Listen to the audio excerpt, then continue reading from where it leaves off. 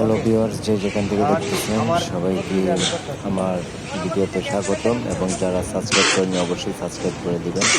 আজকে আপনাদেরকে দেখাবো 1 মিনিট 10 সেকেন্ডে কীভাবে 40টি স্ক্রু মারা হয়।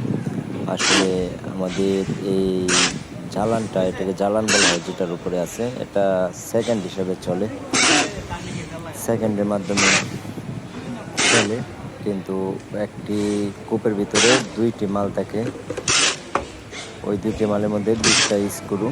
তো 35 সেকেন্ড হচ্ছে আপনার একটি কূপ, আর 2টি কূপ হচ্ছে আপনার 1 মিনিট 10 সেকেন্ড। তো 1 মিনিট 10 সেকেন্ডের মধ্যে আপনার 40টা স্ক্রু মারতে হয়। যেহেতু আমরা একটু পুরাতন, সেই কারণে আমাদের এই কাজটি খুবই ইজি হয়ে যায়।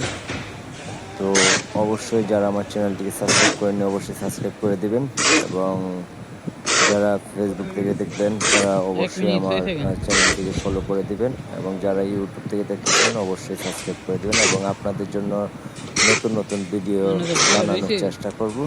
সবাই আমার জন্য দোয়া করবেন, সবাই ভালো থাকবেন।